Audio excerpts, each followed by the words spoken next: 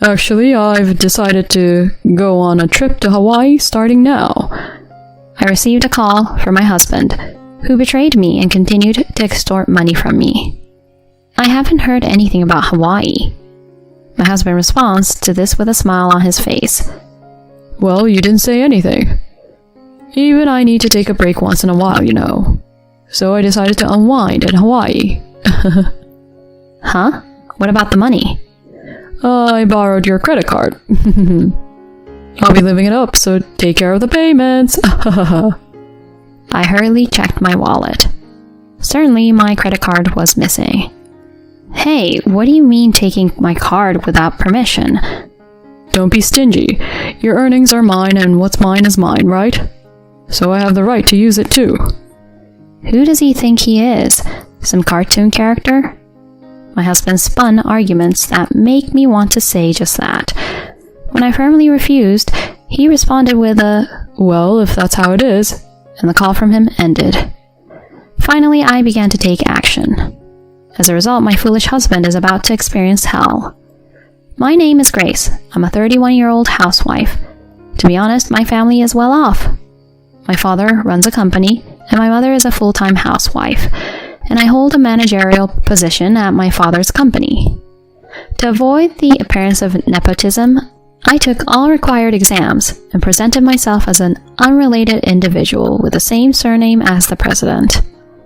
Of course, I earned it through both caution and competence. In my early years, my father showered me with affection and generously funded my education. However, upon graduating from college, he pushed me to stand on my own. Initially, he even told me to apply to a different company. Still, as I admired my father's work, I pleaded with him to let me join his company. He reluctantly agreed, promising not to engage in favoritism. Given such circumstances, I moved out of my family home a long time ago and have been living on my own. Motivated by a desire to repay my father, I dedicated myself to work for several years. I found myself in my late 20s without a boyfriend. Whenever I returned home, my mother would express concern, saying, "Hey, Grace, it's great that you're working hard, but you should start thinking about your own happiness soon." "I'm happy right now with my job." "It's not about that.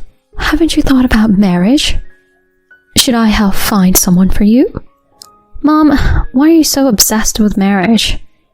"Your dad is quite old-fashioned. If he insists on someone taking over the company, I think it would be better if it were your future husband, not you. We would feel more at ease if you married a wonderful person." While I was slightly shocked by my mother's words, I found myself agreeing. Certainly, my father had never explicitly said, "take over the company." It was likely because he naturally assumed it would be a man who would inherit. My father had some old-fashioned beliefs, for sure. Afterward, I decided to find a marriage partner on my own. Despite my mother recommending several arranged meetings, I wanted to choose my life partner myself. I rushed into participating in speed dating events. Even after dating various people, none seemed to click with me. It was during those times that I encountered the man who would later become my husband, Greg Turner. Greg works as a salaried employee in a top-tier company in the same industry as my father. With a gentle smile, he was quite popular at matchmaking events. Greg invited me on a date, and for a year our relationship had no issues. He always paid for our dates and escorted me gracefully. When he proposed, I hesitantly shared the situation at home. "Greg, my father is actually the president of a company called T Corp." "Huh? T Corp? Isn't that a famous company in our industry?" "Yeah, and since I'm the only daughter, I was hoping you'd consider it." Greg took a moment to think before responding. "Got it. Let's hear what my mom thinks first." Greg's father died when he was in middle school, and he was raised by his mother by herself. We headed to his family's house together and met his mother. "Welcome. I've been looking forward to meeting you." His mother, a stylish and lively woman, greeted us.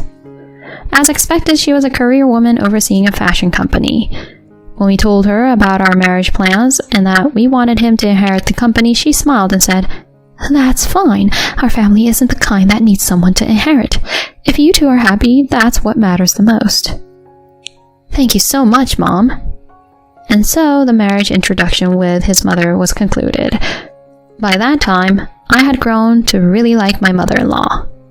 Your mom is such a wonderful person. She exudes this modern, career-oriented woman vibe, and I find it admirable. Is that so? When she gets mad, she's terrifying. I can't stand up to her. I couldn't help but laugh at Greg, who shrugged his shoulders. Afterward, it was time to visit my parents' house. When Greg informed them of our intentions, my father and mother were more delighted than I had imagined. Grace, you've brought an amazing person. We bless your happiness. That's great, Grace. Greg, take care of our daughter, okay? Greg stood tall and responded warmly to my parents in a refreshing manner. Later, we got married and started living together. My parents gave us a new apartment as a wedding gift. The house was registered under my name. Living in a beautiful city apartment, we thought we'd both work hard and collaborate on household chores. I believed in such an ideal newlywed life. However, that ideal was quickly shattered. Greg unexpectedly quit his job just 1 month after we got married. What do you mean? Quitting your job? Come on, Grace. You're getting a decent salary, and eventually you'll inherit T Corp, right? I was thinking of being a house husband until then. What are you talking about? I don't have any support from my parents. I can't rely on that. With your salary, we'll be fine. Let me take it easy. Despite repeatedly pleading with him to find a job, Greg didn't take it seriously.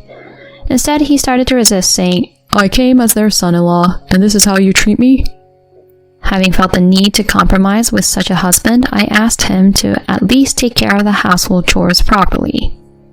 Leave it to me. Since I'm a house husband, I'll handle the housework. Even though Greg said that, his household chores were incredibly sloppy. The rooms were messy, laundry was scattered around, and dinner consisted of supermarket ready-made dishes. In the end, I had to redo everything. One day, unable to endure it any longer, I said, Greg, you're not doing any of the housework properly. I want you to be a bit more responsible. What? I'm doing my best. What's with that attitude? But... Seriously, that's what you call having some moral standards. Is it fun for you to blame a vulnerable house husband like me? Faced with Greg's complaints, I could only sigh. I worked while giving Greg the living expenses, and he handled the household tasks carelessly. This lifestyle continued for a whole year. Around the 1-year mark of our marriage, Greg started asking me for money. Hey, Grace, I'm running short on living expenses. Huh? Already? I just gave you some not long ago. Well, it's not enough. Can't help it, right? Each time, I reluctantly handed him a few more dollars. Greg even asked me to get a credit card for him, but I refused. With his spending habits, it was unpredictable. Greg, what on earth are you spending so much on? This is going to put us in the red. I was quite worried. During that time, I had to plan a company trip, so I went to a travel agency alone. I was having a meeting in a booth surrounded by walls when I overheard a conversation in the next booth. Hey, where are we going? The Bahamas? Anywhere with you is fun. But isn't Hawaii better than the Bahamas? I could hear snippets of the couple's conversation. The voice of that man was unmistakably familiar. It was the exact voice of my husband, Greg. I interrupted the meeting, peeked out from behind the wall, and confirmed it. There he was, Greg, with a smug smile, arm in arm with a woman I didn't recognize, selecting brochures for their trip. At that moment, I understood everything. The reason he became cold towards me and frequently asked for money was because he was having an affair with that woman. I won't forgive him for making a fool out of me. While my head felt like it was boiling, I returned to the meeting booth. The scene I witnessed a moment ago kept swirling in my mind. After that, I took action and asked a private investigator to look into Greg. In just 1 week, substantial evidence of his affair had been gathered.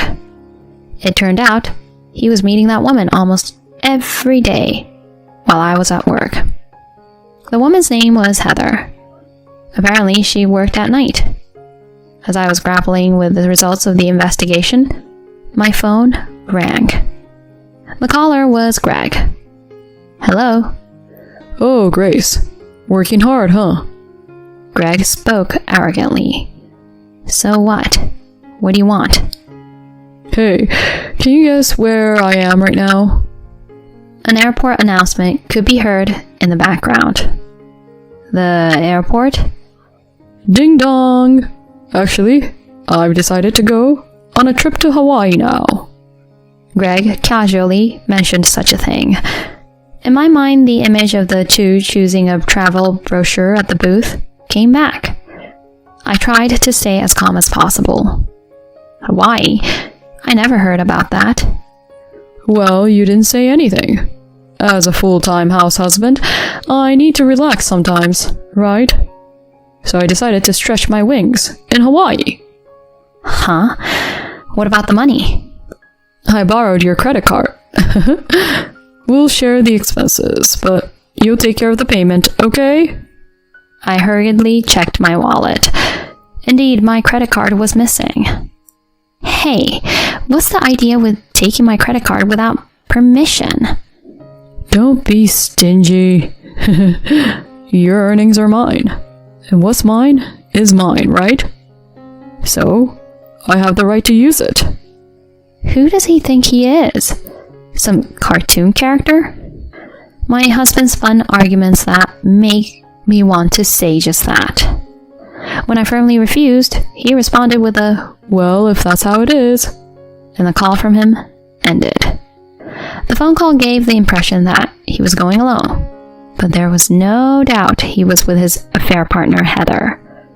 Attempting to use my card for their affair? What audacity. I wonder if they're having a good laugh right now. Even though he was my husband, I was utterly disgusted. I must teach him a lesson. I regained my composure and took action. Timing their arrival in Hawaii, I called the company, reported my credit card as stolen, and had it cancelled. After a while, Greg called me, but I ignored it. 5 days later, when I was at home, Greg returned in a tattered state. His hair was sticky, his face showed signs of fatigue, and he looked as if he hadn't taken a bath. Perhaps sunburned. In such a state, Greg confronted me.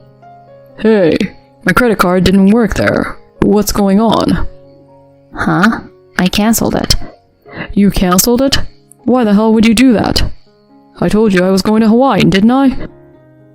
If the card is stolen, cancelling it is only natural. Greg became furious at my nonchalant response. Because of you, I couldn't even stay in a hotel and had to sleep rough in Hawaii. I hardly had any cash, so I survived on just 2 pieces of bread for 3 days. I thought I was going to die. So how did you make it back? All I had was a plane ticket.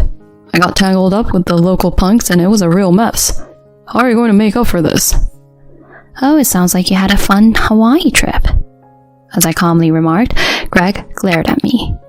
But seriously, you didn't have to go this far, did you? My life was really in danger.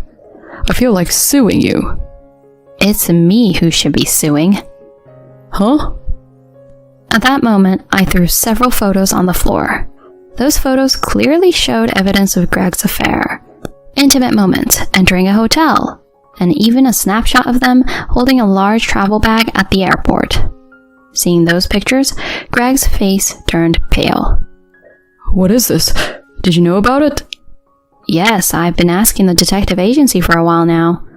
You were planning to use my card for your affair, weren't you? Facing Greg, who turned pale and stuttered, I continued calmly. You'll compensate me for the affair and the money you embezzled, of course. And of course, we're getting a divorce. Huh? Divorce? Are you kidding me? Divorce over something like this? Just as Greg uttered those words, a woman's voice echoed in the room. You're the one kidding around. Upon confirming the source of the voice, Greg's legs gave out. Mom, why are you here? Yes, I had summoned his mother to this place. I explained his behavior and lifestyle, showed evidence of his affair, and had his mother waiting in the next room. His mother approached him with determination and delivered a powerful slap. Smack! A loud sound echoed in the room. What the hell, Mom? What are you doing? What about you? I didn't even know you quit your job.